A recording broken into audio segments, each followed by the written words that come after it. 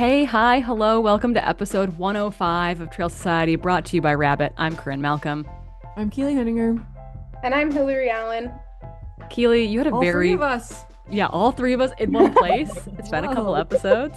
Um, I was gonna say, Keely, you had a really short, quote, summer break. And I'm wondering how you've been feeling since Western States. How was your little bit of reprieve and what's life like right now? Mm. Well, my reprieve was just the week before Western States, so No. we don't have summer break. That was my summer break week. So, yeah, Monday was back to school after States, and so been kind of hustling ever since. The good thing is that we have a lot lighter of a schedule this next couple or the last couple of weeks were a lot lighter than normal, which is awesome. So, instead of running around like a crazy person with no head on my body, I feel a little more grounded, which is amazing and good for recovery.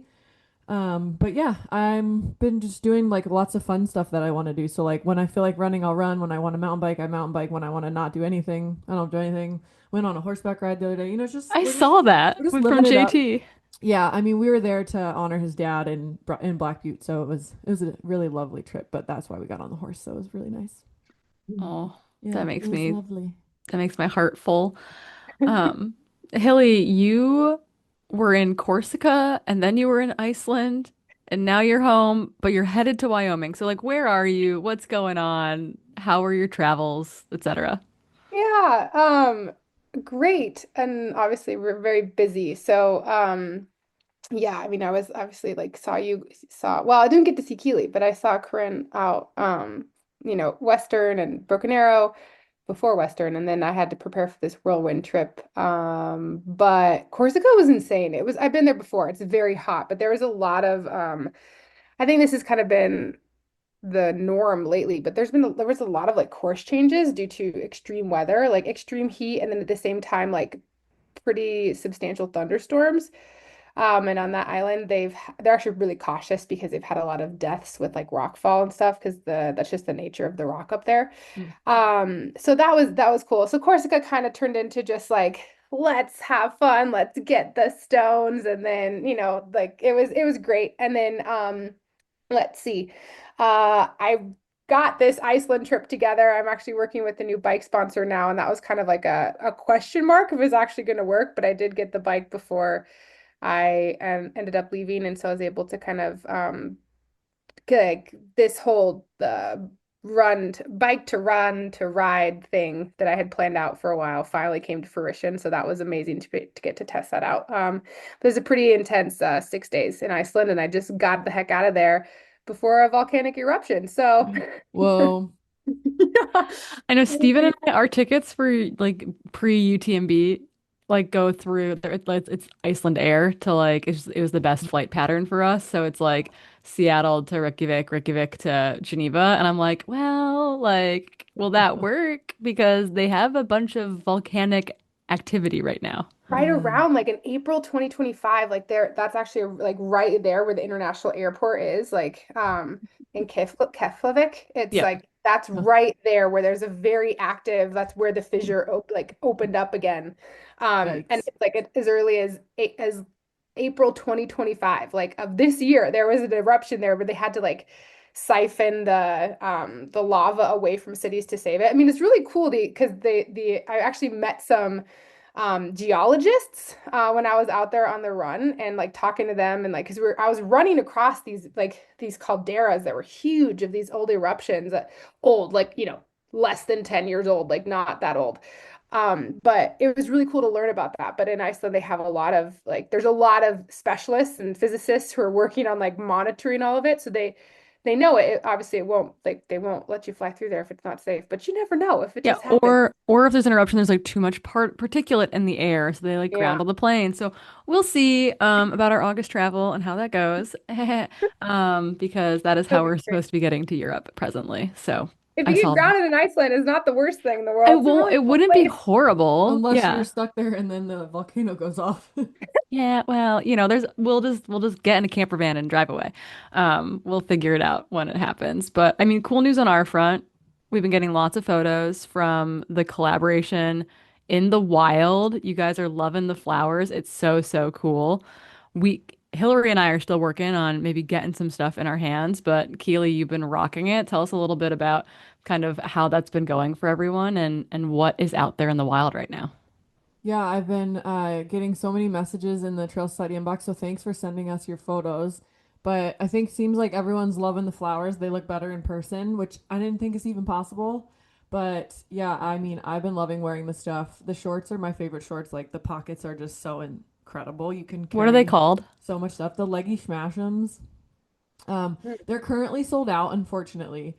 But if we keep selling everything out, maybe we'll just do another line. So keep on getting the stuff that's still in stock. Maybe in the future, then we'll be able to replenish some of the stuff if it's, super sought after. But yeah, the leggy smash'ems are like a 5-inch short. They're my favorite.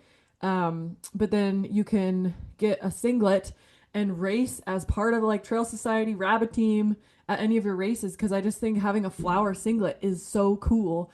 And it's made of this like really nice fabric. It has little holes already kind of perforated into it.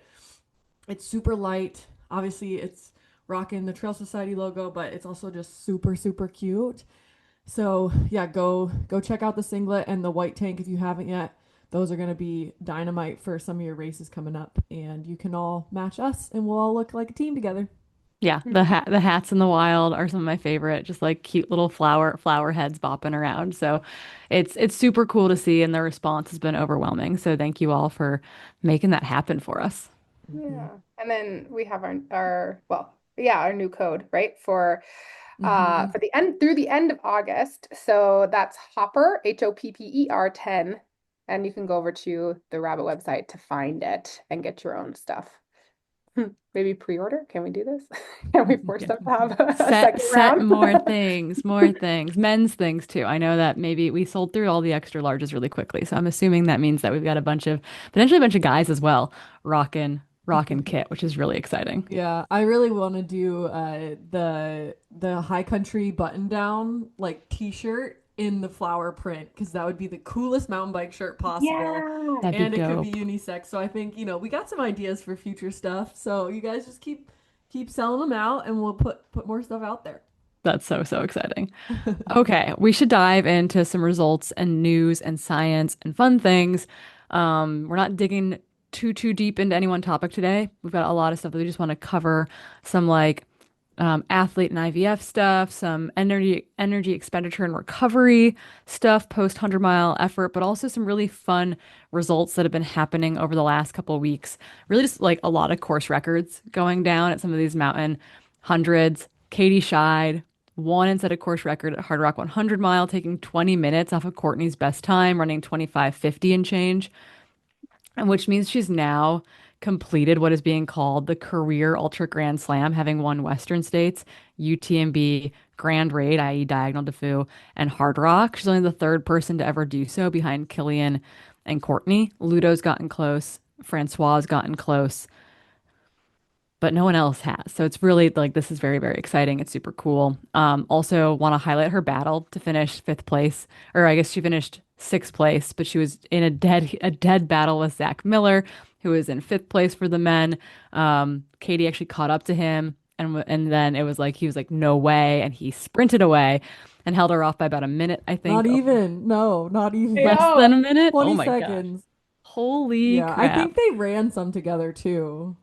I think I So so. think in my And mind, I'm kind of like, that's kind of poor for Zach. No, but I also think for Zach, well, Zach's a fighter to the very end. If you've seen it's him true. race, right? Like it For doesn't sure, matter who for you sure. are. But And for Zach too, I think it was like really a memoriam of Bill Duper, who had Hmm. passed away a number of years ago. But Bill was a big ultra fan, and Zach was one of those people he wanted to see run Hard Rock, and he never got to see Zach do that. So that Green Bay hat that he was wearing, that was for Bill Duper. So that was very cool to see. Also, big shout outs to Manon Bohard and Catherine Hartmuth, who finished second and third. Amber Weeble finished fourth, and then Stephanie Case, along with Pepper, her 8-month-old in tow, finished a super solid fifth place in the women's race. Um, Want to give a big shout outs to HiLo. The men's and women's course records were reset there. High Lonesome is a really cool race in the fact that they went to a lottery, but they've set it up as 50-50. And what I saw in the post race like debrief, they actually had more women start than men this year. Whoa, nice. Yeah, they increased their BIPOC representation to I think 10%, and they had more women start than men, which is super freaking cool and very exciting. Rachel Entrekin, who won Cocodona this year, set a new women's course record in 21:56. Jeff Colt, which is so freaking exciting, set the men's course record in 18:52, which is a huge margin of improvement over Jimmy Elam's fastest time on the course. The women also crushed in general. They were fourth, seventh, eighth, and ninth, with the final two podium spots. Like second, third, and fourth were only separated by 20 minutes, despite, being out there for 23 plus hours. So that was really, really cool. That included like Kareth Arnold in that mixed. Um, but yeah, I just want to give them a huge shout out for just like being the champions of women and trying to get more women onto the 100-mile start lines. It's incredibly important. And in a similar vein, actually want to give a shout out to Scout Mountain, which was announced that it is now a Western, or not a Western States, a Hardrock qualifier. And Scout is really cool for that same reason, is that they've been working really, really hard to dedicate more spots to women in the 100-mile distance. And why that's so important from a Hardrock perspective is that the Hardrock starting field is guaranteed to have the percent women on the start line as they have in the lottery. And so, i.e., if it's 25%, you're going to see at least 25% women on the start line. If it's 30%, you're going to see at least 30% women on the start line. So if we have these races like HiLo and Scout Mountain, which are qualifiers now for Hardrock, and they are working really hard to have more female finishers and starters, we can then also put all those women into the lottery, which is very exciting. So when I saw that announcement during Hardrock Week, it just made me very, very happy. And that's all I have to say about HiLo and Scout Mountain. Uh, well, there was another race too that happened this weekend. I feel like there was a ton of things happening as soon as they open up and all these people running course records and winning things. And Corinne, you're out there queuing, crewing someone, who's a good friend of mine. And I'm curious, is like, what can you tell us about Cascade Crest up in your area? Are you recovered from your I PhD? barely. I ran yesterday. I was like, cool, I can still run. This is great. Caitlin Gerben, a good friend here in the Seattle area, um, got back on her first start line. Well, first 100-mile start line in a Yeah. long time. She ran a 50K this spring as her first race back post basically like 2+ years away from running and racing. Remember, She had the hip, yeah, or she's yeah. been top 10 at Western States. She's been on the podium, been in the top three at UTMB, had like a big congenital hip deformity that she ended up having surgery on. And her first surgeon, she was telling me this while we were running, her first surgeon actually told her that this was going to be a career-ending surgery for her, that she wasn't going to run ever again. And she's like, well, I'm getting the surgery because I can't run or hike right now. And this is going to allow me to like move way better. Had this massive surgery. They cut her pelvis into several pieces. They realigned everything. Boom. Like, could not walk for a long time. Ends up getting pregnant. Era, her baby girl, will have just turned 1 when this comes out. And so on race day, both Caitlin Gerben and her husband Ellie are racing, and they have a just under 1 year old in the house. And so I got to pace her from mile 69 to mile 96 through the night because the race starts at 9 a.m. on Friday. So I paced from like 10 p.m. to 6 a.m., something like that. So pulled an all-nighter with her. It was it was crazy. We missed the course record. Yitka Win, actually, who has the course record for this like the full current loop version of the course, was her crew chief. And so Yitka was out there. Gavin Woody's sister, Kirsten Scott Woody, was out there crewing. Claire DeVoe and I paced, and then Kirsten actually brought her in the final 4 miles. So an all-star team. It was so cool to have Yitka kind of at the helm. And she's like, every time she come to an aid station, she'd be like, "Oh, like KG's like 15 minutes faster than I've ever split through here, or is 10 minutes faster than I've ever split through here." And we were like, "Okay, we can do this. We can do this." Finished in 21:35, so not a course record, but a historically good time on the course. Watched her get super, super tough when we realized second was closing in on us, and she like absolutely hammered the final 15 miles, and it was so cool to see. We also got to see Jimmy Elam out there, who ran a super, super fast time, 17:08, which is a big deal on the Cascade Crest course. That's like an hour off the previous course record that's been around for a long time. So Jimmy came, he saw, he conquered. He was supposed to race here last year, but his girlfriend Anna Fisher broke her ankle when they were out scouting near the course. And so did not race last year, came back this year and got it done. So just like you want a small grassroots feeling mountain race, put Cascade Crest on your list. It is the loop, the full loop version of it out of Easton in Washington, just outside of Seattle, is really special. So you should all come and experience Cascade Crest at some point in time. That's my plug.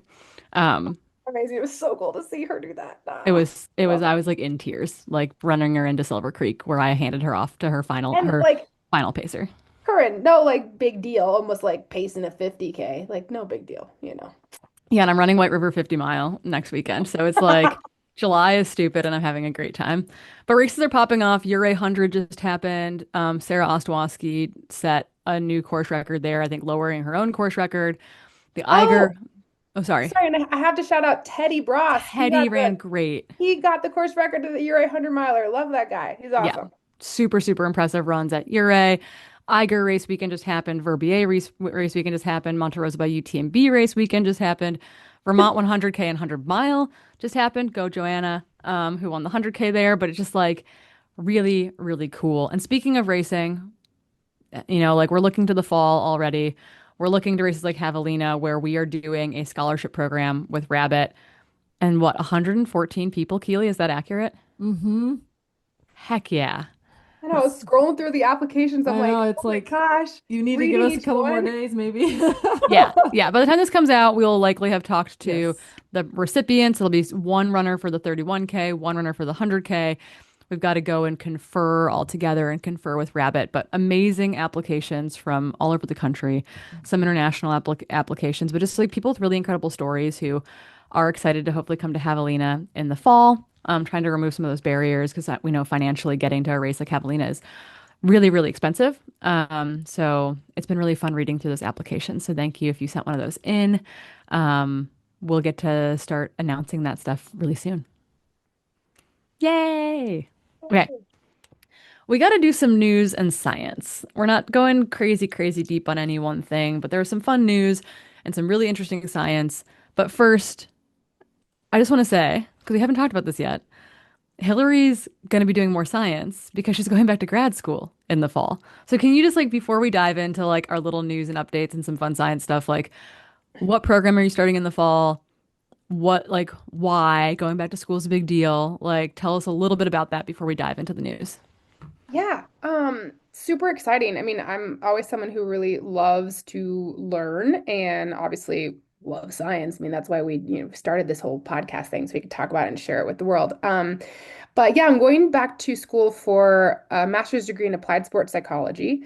I feel like in many ways it's coming full circle because I have the my other degree in neuroscience and physiology, but more from like a biochemical research side. But over the years, just through my personal injury history recovery and dealing with my own sports psychologist helping me, and my own coaching business, it's like you end up having these conversations with athletes, and I feel like it's a very impactful way not only to mentor people, but to just help them through hard times. And there's so much of sport that applies to more than just sport. It applies to life in general, hence the applied sports psychology program. It's all online. It's through Adams State University and it's accredited university in Alamosa, Colorado. I've met the program director. He's super cool, an athlete himself. And yeah, I'm excited. Hopefully, kind of as we go, it starts August 18th. Can kind of share along the way of what I'm learning. Like my first two classes are it's Introduction to Research, which I'm no stranger to research, but this is a little bit different because it's more in the clinical setting. So yeah, Keely may be able to be like picking your brain about this because there's a lot more things you have to consider when you're dealing with human research subjects and like dealing with psychology rather than in a like chemicals in a test tube or in a petri dish. And then the applied sports psychology. And again, this is, like I said, there's a lot of things that apply more. Sport is, I think, a really good medium to teach people, not just young people, but people of any age, like how to get through hard things. And the biggest area that they see for jobs that people get after going through this program are in business, even military, and then obviously sports. But I think ideally I have, and maybe this will change throughout the iteration of the program, but I'd love to get involved with either like a team to be able to work with teams and mentor. I'd love it with women to mentor athletes and as they're kind of um, learning about themselves through sport. I would ideally really be cool like a college, and I think to be able to do that, I would need a degree like this. So that this is the first step, and we'll see Step what happens one. at the end. Step Yeah. one of many. That's really exciting.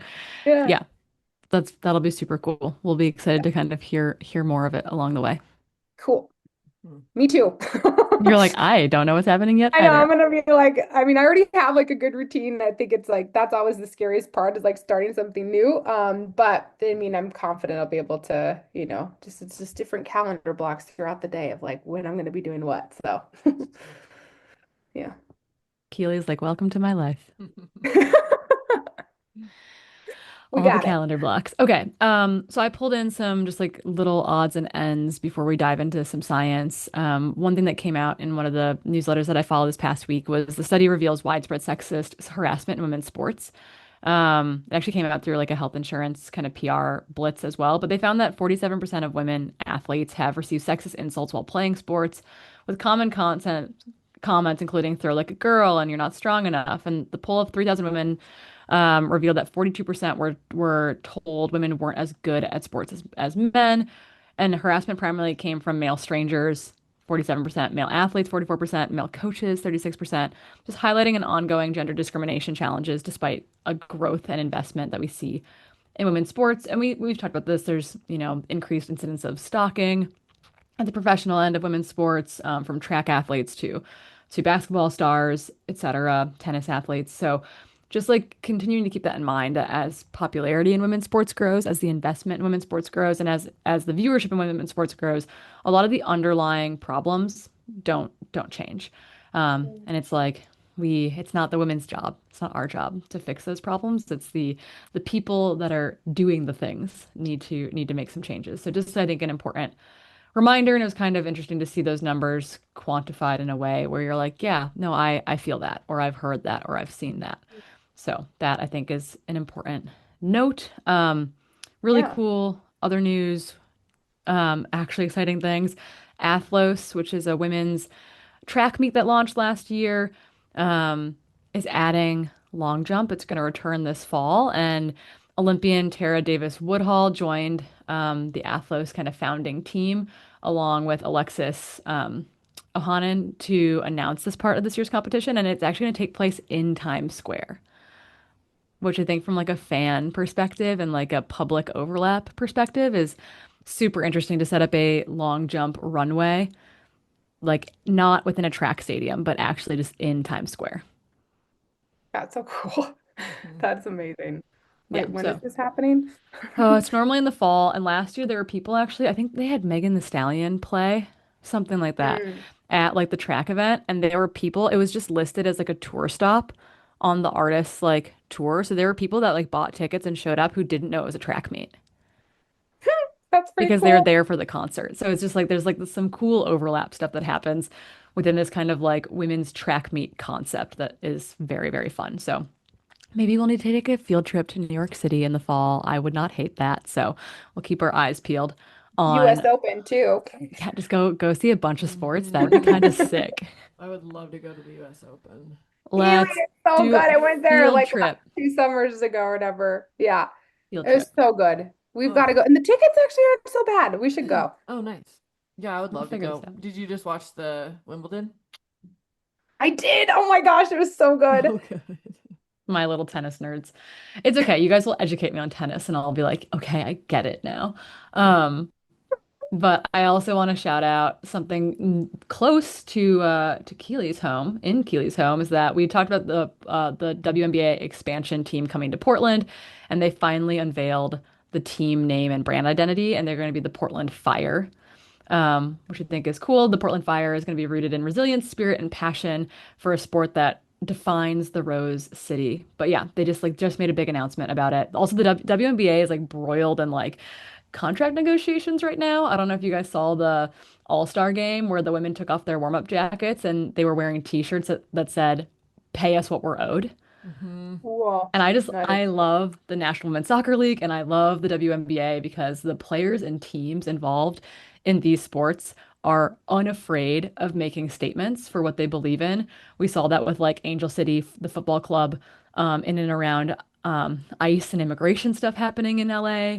You're now seeing, this kind of same using their voices within the WNBA when it comes to the union negotiations that are coming up. So we'll keep our eyes on the WNBA because they are getting spicy and we love to see it. Okay. I want to talk about something that I'm hopeful that Keely has been like maybe personally experiencing a little bit post Western states. And it was a study that came out in the International Journal of Sports Physiology and Performance, specifically called Total Energy Expenditure and Intake During a 161-kilometer mountain ultramarathon. And while that's cool, I wasn't actually that interested in like the consumption of energy during the race, but they did something unique for the first time ever in a study like this. So it was out of Utah Valley University, and it looked at two male participants, like 35 and 41 years old at Wasatch 100. And they finished in almost identical times. They both were like 32 hours and change. So not at the very front of the race by any means, but finishing well within the cutoff.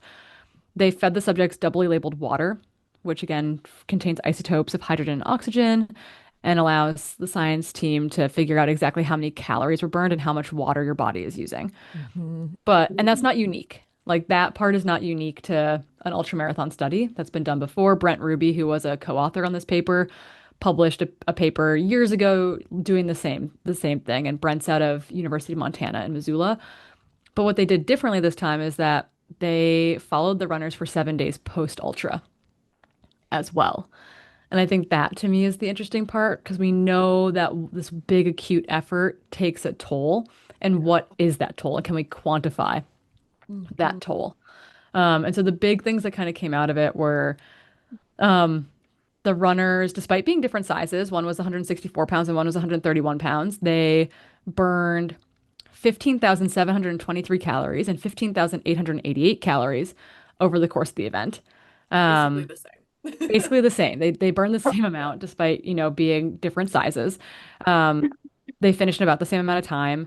They took in roughly the same amount of calories. One runner was closer to 9,000 calories. One runner was closer to 7,500 calories. They hit basically that 40 to 50 grams per hour of carbohydrate, about 500 or about 50% of their total energy expenditure for the race. But it's kind of crazy to think about how high above like normal resting total energy expenditure that is. We're talking some of these Mhm. long events are like 6.5 to 9 times Mhm. your daily metabolic rate, which is a huge deal. And you're not actually making up that entire thing in in the race. And like Oh how yeah, many days does it not even then take you to close. recover? Mhm. I mean, yeah, they're both at a deficit of 8,000 calories from the race. And then you look and see what they're burning the day after the race, and their resting metabolic rate was what, in the 4,000s? And so Yeah, it's something just like like, 3 times their normal yeah. metabolic So you're rate. like, okay, you're in a 7,000 calorie deficit from the race, and then you're burning almost 5,000 calories the next day as your body's on overdrive. You're not probably eating 5,000 calories the next day either. And so, yeah, how much You deficit would are you love in? to. You Yeah, would you love would to, love but to, I've but that's tried to just eat not. post ultra.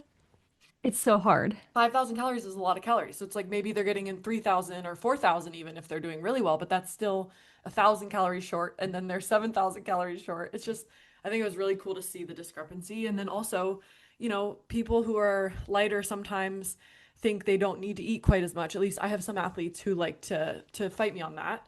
And I think it's, well, it's related to energy expenditure, so it's related to effort. So obviously, like, this lighter runner might have been running at a higher effort than the heavier runner, but either way, they're burning the same amount of calories. So there's no reason for one of them to eat less than the other. So it's just so fascinating. And I loved that they put all this into numbers because it just reminds you at how big of a deficit you're in and that there's no way to make up that deficit in the next couple of days. And so you're going to be depleted for quite some time. And that's important, right? Because we know that like 1 day energy deficit, like within 1 day, can like have Hmm. negative impacts on like bone health, for Totally. example. Yeah.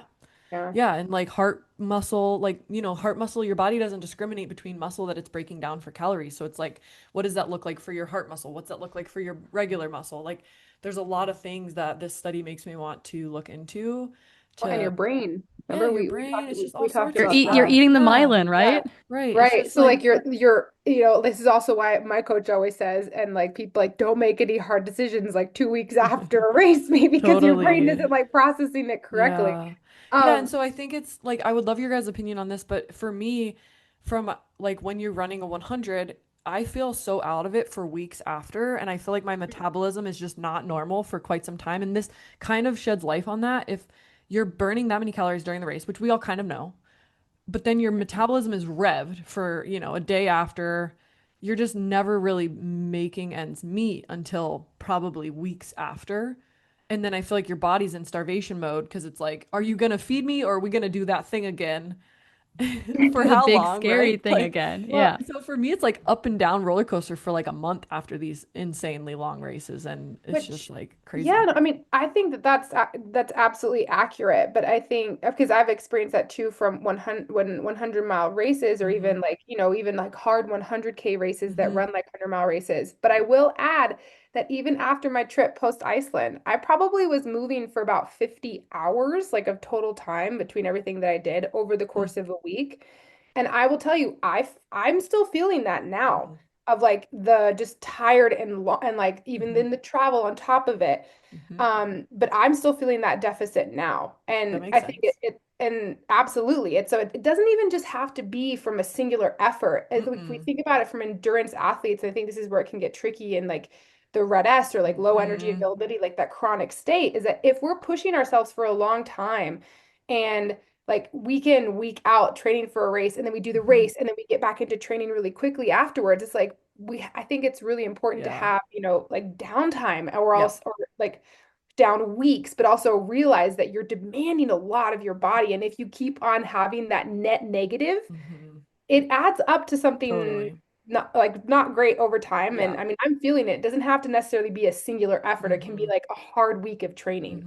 I mean, even just the consecutive training for something like Western States, I'm now Totally. like, oh, what does that do to my metabolism throughout that training cycle? Because you're always making the math equation try to balance throughout your training. You're like, okay, Mhm. maybe my net metabolic rate is this. When I'm running 30 miles, I'm burning this. So I'm trying to make up for that deficit. But then if your metabolism's on overdrive the next day, then you're in a bigger deficit the next Yes, day. And so exactly.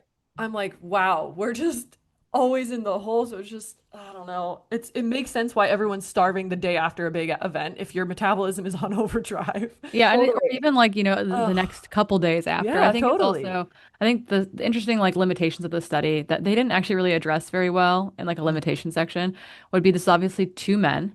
Yeah, I was about to So say totally. that. like Yeah. what would we Totally. see in women? And it was also two men that basically ran the same race, Hmm. i.e. they finished in about like they finished Hmm. almost in identical times. Hmm. Like what is the difference between like the winner of this race running 19 hours Hmm. and and I'm actually curious if it's like Totally. virtually identical, right? Because it's like the runner running 19 hours and the man running 32 and a half hours. Like if they are both running at 70 to 80% of their Yeah. VO2 max, let's say, for however many hours, like the effort, like what is that toll Yeah. for the front of the race? What is that toll for the mid and backpack of the Right. race? And then like what is the difference between men and women in this sense, given that women do have a little bit more ability to oxidize fat? Like is that Hmm. protective? What does that do to our metabolism? But we also know that women are more, Yeah. women's health is more highly influenced by these big metabolic shifts, Hmm. i.e. Hormonal. testosterone is Yeah. protective for men. And so Right. they have less risk of this spiraling into a big issue potentially as long as they're recovering well versus women's bodies due to the hormone access are a lot more sensitive to these big dramatic calorie swings. And so I'm actually Totally. really curious too, like long-term health wise, like I would love for there to be like an actual longitudinal study on this, right? Like maybe there's some data out there from further in a like Yeah. potentially Yeah. Who knows? We'll because they see. did do some follow-up, but like I would love to see more intensive follow-up. Like it could be a pretty small cohort because running these studies is hard.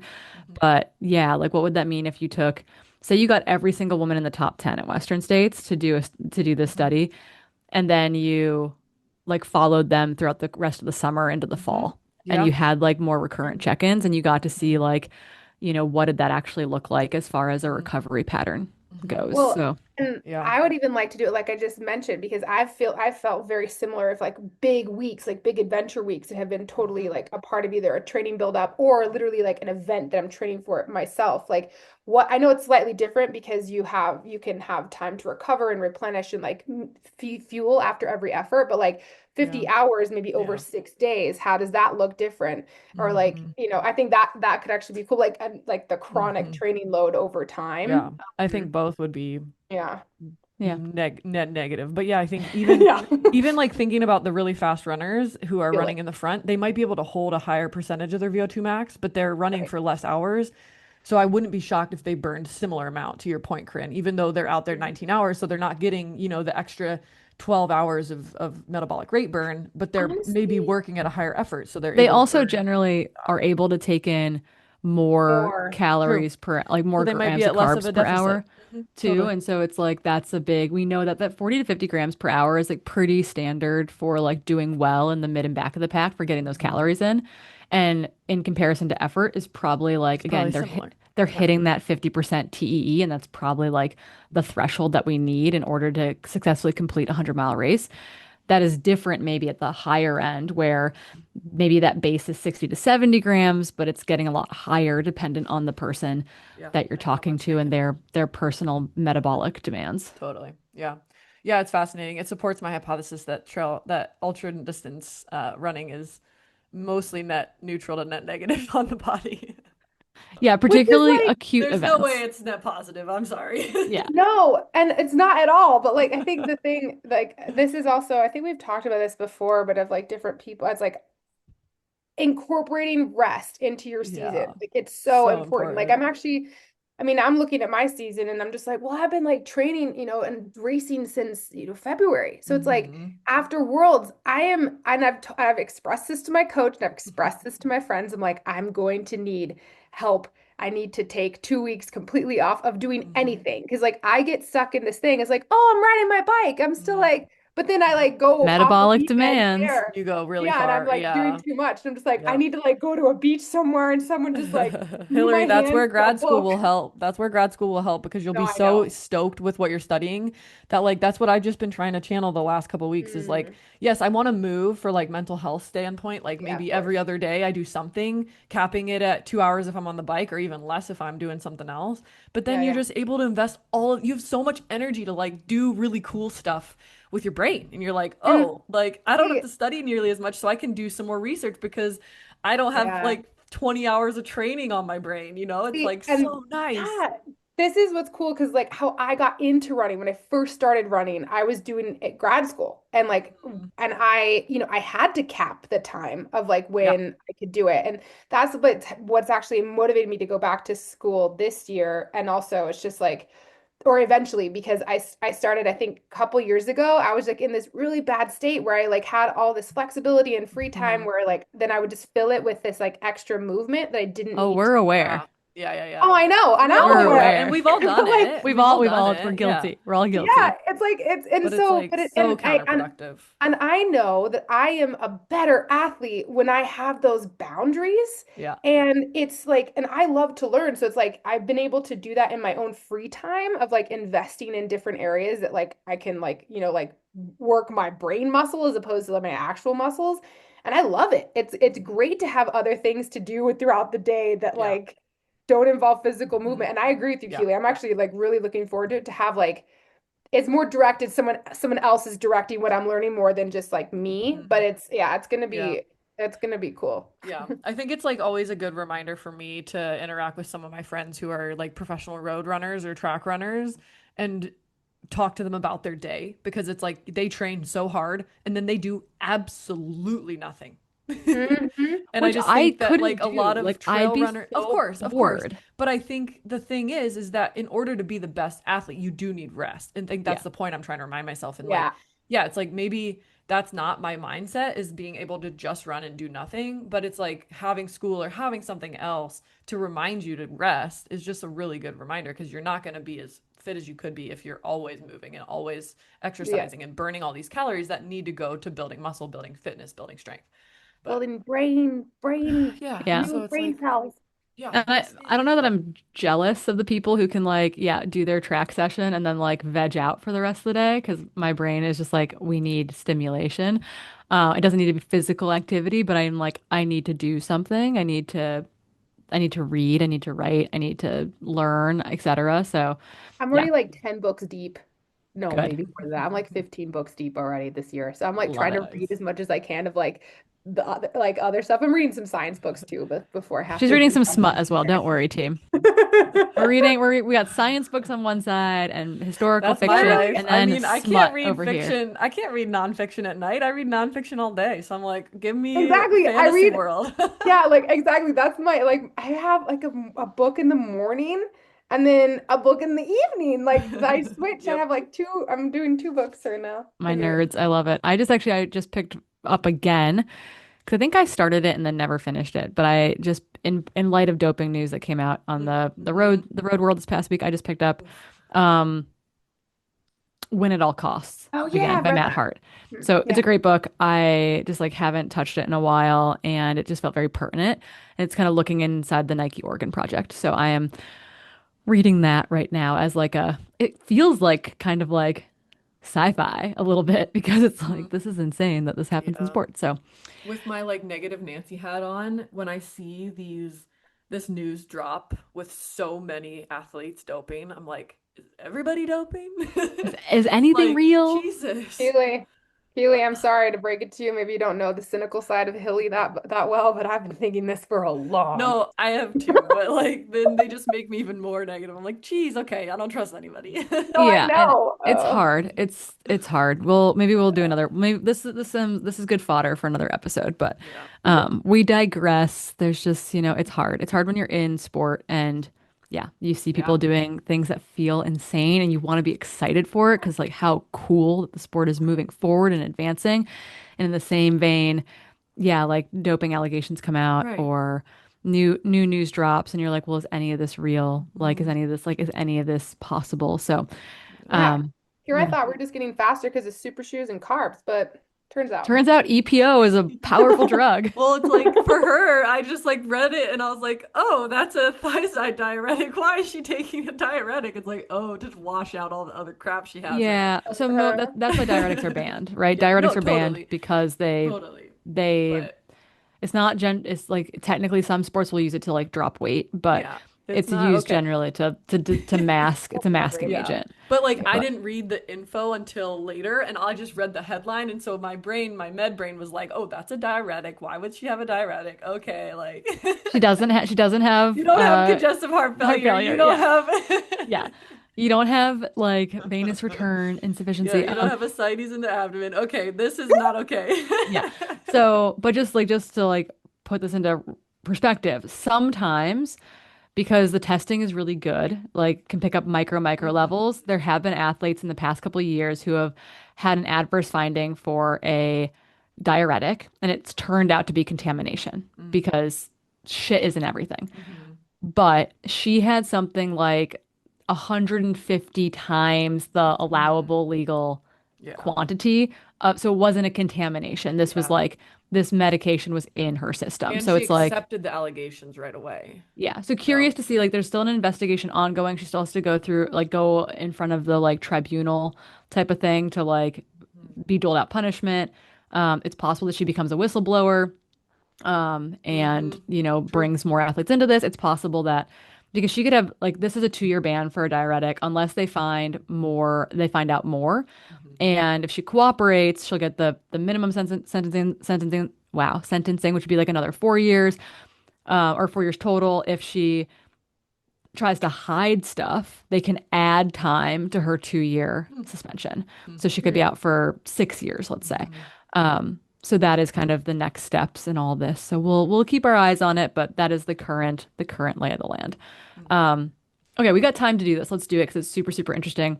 Yeah, it'll be quick. Keely, I pulled that paragraph up to the top if you want to start there about Yeah. why this research that we're about to talk about is so important. Yeah. So I think it's a really interesting time to obviously study female athletes, but it's super interesting to me to start looking into pregnancy and fertility and IVF treatment for female athletes because, right now we're starting to see a lot of sporting entities add a lot of clauses to their athlete contracts that add funds or time off for athletes to have IVF or surrogacy. Um, and I think it's an interesting time to start researching this because we actually don't know anything about fertility in athletes and pregnancy outcome in athletes, especially as it relates to, maybe amenorrhea or, age of IVF or age of trying to conceive because athletes typically, play their sport during their most fertile years. And so, yeah, I'm really excited to see lately just a lot of research come out in this topic, specifically by Dr. Davenport out of, I think, the UK. She has been crushing the publications lately in this space. And actually, she partnered with someone from OHSU to write her first paper that was basically a review article on egg freezing for athletes. And this paper was called Egg Freezing Expanding Family Planning Options for the Elite Female Athlete. That was Dr. DiStefano out of OHSU and Dr. Davenport. And then she also recently launched a collaborative paper that was a survey-based investigation looking at relative energy in sport related to pregnancy health outcomes. And for those of you who forget what relative energy in sport is, it's basically when your energy demands from sport and life don't necessarily match the energy intake you're doing through, food and all that kind of stuff and Yeah, rest. it can be intentional or unintentional, Unintentional, yep. i.e., you just heard us talk for 20 minutes about how many calories are burned in training and Yeah. racing a 100-mile race. That is unintentional REDS, relative energy deficiency in sport. But it can also be intentional via disordered Yep. eating or being in a weight-based sport like rowing, in which you are trying to maintain a specific weight, and forcing your body into that by changing your diet. So lots of things that impact our general health and well-being, but also impact our performance as athletes. Yeah. Yeah, it's so interesting. And I'm actually studying some things in this space too. So stay tuned for some future research we're doing. But I kind of want to just talk through the studies and then would love your guys' to just like interject as you have opinions because I think some of this is anecdotal right now and some of it is, credible science. But the IVF and athletes review paper is really just an opinion by a couple of experts on the future of IVF with athletes. And so it really just goes through what IVF is, how it might impact athletes. They're kind of hypothesizing certain things that might impact IVF outcomes for athletes. And so it starts off kind of talking through IVF and how most athletes decide to have children later in life than the average pregnant person, and how this may impact fertility because we know that fertility declines with age and IVF Don't call us outcomes. geriatric. IVF outcomes are also worse with age. However, typical research does say it's around age of 35.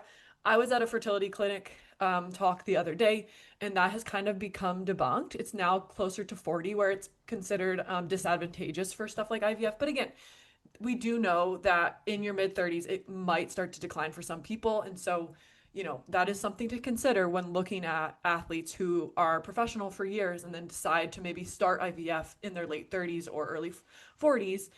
Will that impact their success? Probably. We also know that a lot of athletes, sometimes up to 80% of athletes, depending on the sport, experience red S or amenorrhea or low energy availability. There's so many names for this now that I kind of just lump them all into one. And then when we're being nuanced, we can talk through them that way. But basically, they find that those could be linked to hormonal dysregulation, anovulatory cycles, which, could ultimately also have impacts on fertility and IVF outcomes. Which makes sense, Makes right? sense. Because your body's job is to keep you alive. And if it doesn't think it has enough energy to do so, it starts to shut down the things that it deems no longer necessary, like fertility. So you end up becoming amenorrheic or oligomenorrhea, where Mm-hmm. you either have, like a lot of time between periods or an absence or Yeah. a complete absence of your period. And so that makes a lot of sense, right? Like your body's like, we got to keep you alive, hun. And you are something else is going on. And so you definitely can't have a baby in this state. So it shuts that stuff Totally. down to protect you and allow your body to turn energy into muscle repair and keeping your hair in your head and all this kind of stuff. And it's like, it makes sense why that happens. But we do see it obviously in high levels in athletes, both intentionally and unintentionally. Yeah. And then also just thinking about exercise demands, like not many studies have looked at total exercise in relation to pregnancy outcomes. There's been a couple that have shown greater than 5 hours of vigorous exercise a week might negatively impact outcomes. But then there's some recent studies that are coming out and teasing that maybe that's not the case for certain athletes. And so, again, just unknown. We don't know how vigorous training, 4 or 5 hours of training a day will impact these outcomes. But again, this is all just stuff to think about when we're actually talking to athletes about undergoing IVF so that we don't lead them astray and say, like, oh, everything's going to work perfectly. Like, we're going to support this in your contract and you're going to be able to get pregnant and you're going to be able to utilize IVF to the best ability that you can. It's like, no, we don't know any of these things. And then add to that, the current IVF drugs, if someone did want to undergo IVF, are not approved by the sport governing bodies and they require a TUE to get all these injections. And that all makes sense. But again, it's just like things that athletes need to talk about and they need to understand before just blindly being stoked about these contracts, allowing them to do these things when we don't even know if they're going to be helpful for them. And we also need to remind them that this is not allowed in the sport right now. So they need to get TUE and work with their doctor to make sure that they're compliant and all sorts of Yeah, I stuff. mean, Maud Matthews, like you'll see this Mm-hmm. note Oh, yeah.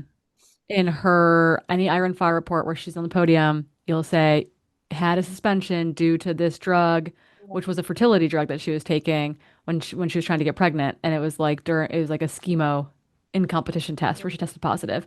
Yeah. And so it's just like again, yes, you need to be whenever you're ingesting anything or taking any sort of medication, you need to know the rules and then work with your medical team to make sure that you are compliant if you are going to be competing during that time. Yeah. Yeah, so it's just like we need to raise awareness to this before we just tell athletes that we support it because maybe they don't know that they need to get a TUE and then they have a ban, which is just not fair. Right.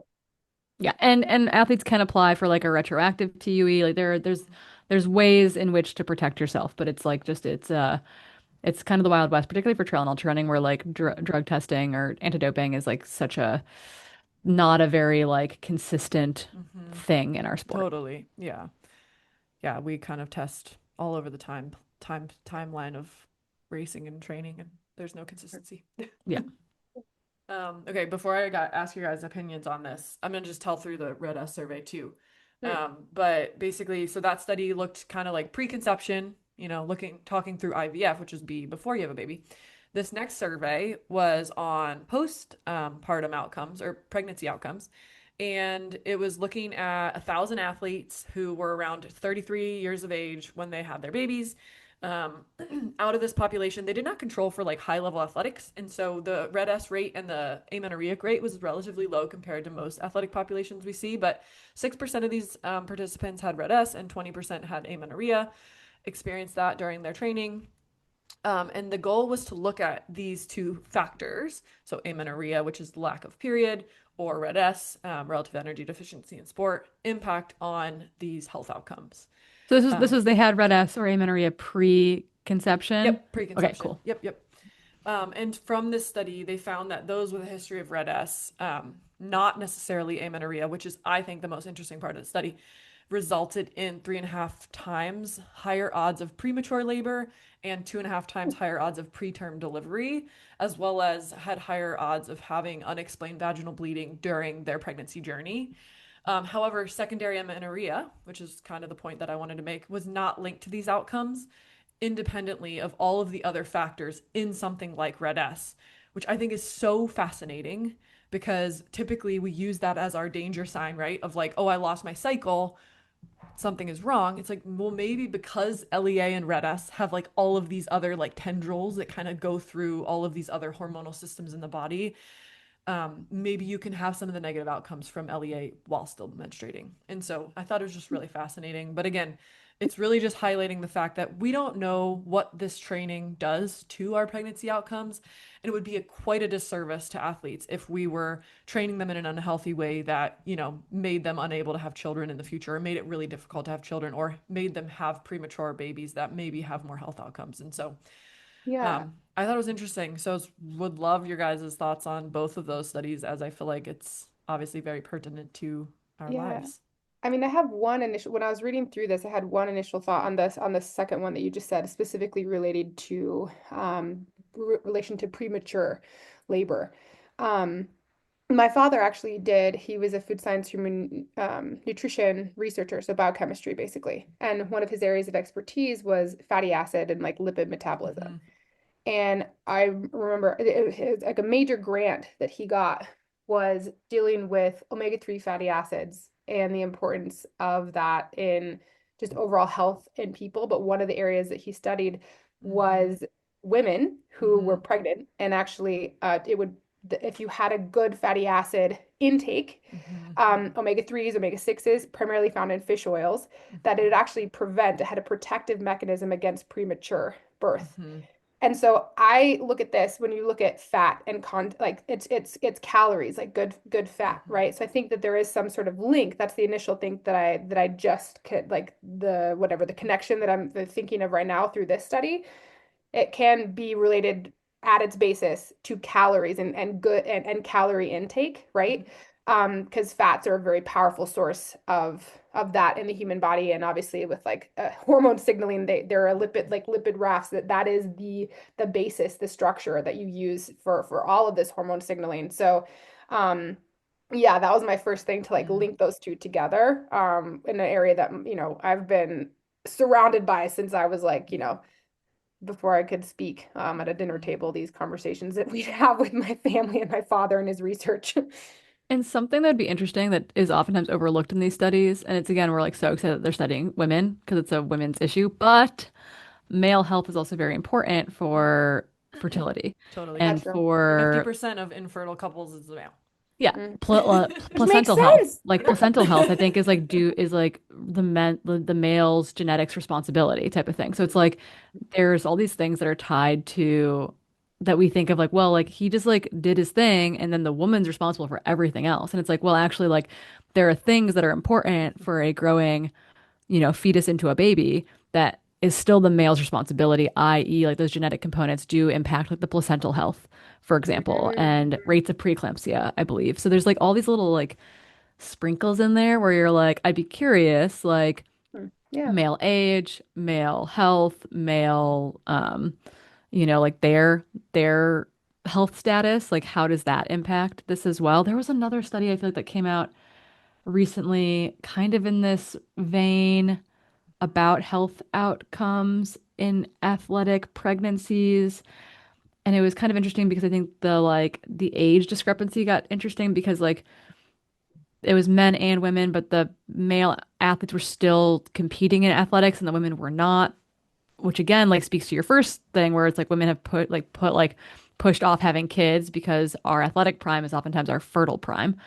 And so I'll find that study for us, but it was something that I read recently that kind of looked a little bit more at bringing in the male health side into Yeah. fetal health and healthy Mm-hmm. pregnancy outcomes. Yeah. Totally. And then I think, this is a good step in the right direction, but then I think thinking about our queer population or our non-identifying populations too, there's different factors that they have to take into account when talking through fertility journeys. So I think this is also a space that will be hopefully studied in the future too, because we're tackling the female athletes of the world, but there's a lot of other athletes that are out there too who want to hopefully have a pregnancy journey at some point. And so I think this is opening doors, hopefully, to increase female athlete studies, hopefully increase male athlete studies, sperm studies, but then also look into our queer and non-conforming populations who also want to get pregnant and might have different journeys and Yeah, what that either looks like. might be the carrying partner, might be going through IVF to do egg retrieval for their partner to carry. There's like all sorts of like might be using IUI. So there's all sorts of like Yeah. implications here for anyone who might be trying to expand their family, Yeah. not just like traditional female athletes. Yeah, so it's so Yeah. fascinating. But I'm stoked it's getting studied. I have a study coming up that I'm really excited about, and once it's approved by our IRB, I'll talk about it a little bit. But We can't talk about it quite yet, That's but it's in exciting. this realm too, so Oh, cool. should be fun. Yeah, I think it's interesting. Like anecdotally, I'm not like we've not started an IVF journey or anything of that nature. If we do, I will let you know. Um, but we have friends that are actively going through it, right? And the age question becomes important too because you could say, hey, it's actually more advantageous to freeze eggs earlier. Mhm. Cool, we can figure that out. Except it's more advantageous, it seems like in a lot of settings, to actually freeze embryos, which means then you need to have a partner that you're willing to say, hey, we're in this for the long haul, but we're not ready to start a family. Mm. Let's let's do this together. Let's freeze embryos. And so you've got this like age battle of like, Mhm. women maybe doing this earlier and not having the ability to then take it one step further to freeze embryos, which like has more viability, I believe, historically. Um, and again, you're like paying rent on a future that you're hoping for, but you might not be using for a while, and historically has not been covered well by like health insurance or like benefits at work. So I think it's just like a continually interesting question when it comes to women's fertility or ovary and uterus bearing fertility, in which we're in our athletic primes, we're in our career primes, and we're also like supposed to potentially take, 2+ years away from that stuff to grow a baby, to birth a baby, to recover from birthing a baby, to keep a baby alive. Turns out is a whole lot of energy having just run 100 miles through the night with a friend who's got a 1-year-old. Like, I was like, you guys, you kept a baby alive for like a whole year. Like, that's pretty cool. And she's like, it's outstanding. It's kind of wild. So I do think that it's one of those factors of child rearing, child conceiving, child having parents, where there's this big question mark on like, what does this actually mean for my career? What does this actually mean for my family? What does this actually mean for my athletic identity? Will I come back? Will I want to come back? And I think that this it's coming up more and more in contracts. We are seeing parents come back to sport, continue to compete. That we used to say, once women had kids or once someone had a kid, they were kind of like, that was it, they were done type of thing. And so you didn't see women competing in their 30s or into their 40s like you do now, which I think is inspiring to have these role models in sport. It's way more common to have the Ludo, win Hardrock at 49, almost 50, than it is to see, Stephanie Case or Catherine Goetz raced at in Italy this past weekend. She finished fourth, and she's, in her 40s and a mom of three. So it's just like it's in my mind, it's exciting to see these people continue to make time for something that they love and that they're passionate about. But being a parent is now a real part of that journey, and that hasn't historically been the case until more recently, as far as like professional sport and athletic contracts go. Yeah. Thank you for coming to my TED Talk. Yeah, no. But It's a really cool time. yeah, Yeah. it's cool that this stuff is actually happening, that research is actually happening. And Keely, we can't wait to actually hear about your research. Yeah. Nerds unite. We love it. Anything else that anyone wants to add, has to add, needs to add to this Red S pregnancy IVF conversation? Mm, No, I think that covers it. But I mean, I don't know. I'm just excited about all this research is actually happening and that we can talk about it. I think it's super cool. Yeah. And we can Yeah. find out in real time. Like, I don't Mhm. know. It's changed a lot since even we started. Yeah. All A three of us lot. have been in this Yeah. sport. So I think that's really cool. Mm-hmm. Yeah. Knowledge is power. Yeah. And just like anecdotally on the Red S topic, we were talking before we hit record, because I think it can be scary. I think people can say, man, I treated my body horribly as a high schooler, as a college athlete, as a post-collegiate athlete. Like, I'm going to be infertile. I'm never going to be able to have kids. And I was reflecting on the fact that I have a number of friends who are new parents or are actively pregnant who struggled pretty immensely with disordered eating or eating disorders, or, definitely had amenorrhea and irregular cycles, and have all been able to conceive healthy, happy children, without actually needing IVF or anything of that nature. So it's like this really interesting, like, N of one anecdotal space that we still very much operate in. But I think it can be very fear provoking to be like, to hear this about Red S and amenorrhea and be like, well, I'm screwed type of thing. So I would just like to say that, Totally. like, I'm they're shepherding in a bunch of babies that I know that their parents did struggle with this kind of stuff. So it's cool to see them now be in this new chapter. Hmm. Yay. I think we have to plug Rabbit one more time. We got to talk about the people making the floral outfits that are so pretty. That could be you. Yeah. I know, Well, actually, you're not I'm You guys making gotta them, but get on wearing it. them. yeah, because things are selling out, I think is the big takeaway. Yep. Hmm. You gotta get over there now if you want anything. Yeah. And then send us our pictures in our DMs, please, because we like to repost you. All of your Yeah. like beautiful faces wearing the flowers. So Get over there. Use the code Hopper10, HOPPER 10. Do you guys notice all these codes have bunny themes? Kind of love it. Yeah. So yeah, that's our August code. So Hopper10, get over there, get some of the flowers, um, and send us your pics. We'll put them on Instagram. It'll be a beautiful, just array of florals out in the florals. Okay, we have a society slam, and I'm going to make Hillary take it. The first one. Okay, got it. All right, it says, hello. I really enjoyed this week's episode about coaching youth as I volunteer coach high school track and cross country. Amazing. On a different note, trail to a 201 question. I'm flying to Europe soon for some trail running adventures and have goals of flying with the carry-on only. Great, I wonder why you gave me this question. But also, would like to bring poles. Curious how you'll have traveled with poles on flights. Maybe I do just need to check a bag.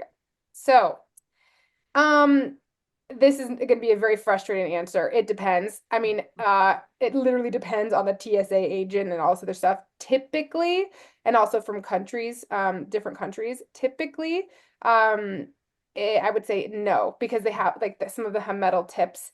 If you can get one without the metal tips, I think it's still like underneath the plastic, there is metal in there. So I have, because they're expensive, I always just check it. For this latest, yeah, even for going to Corsica, what I ended up doing is one of my poles was like kind of rusted shut and wouldn't open. So I basically just flew with the carry-on and then bought the poles in Corsica and then checked a bag coming back.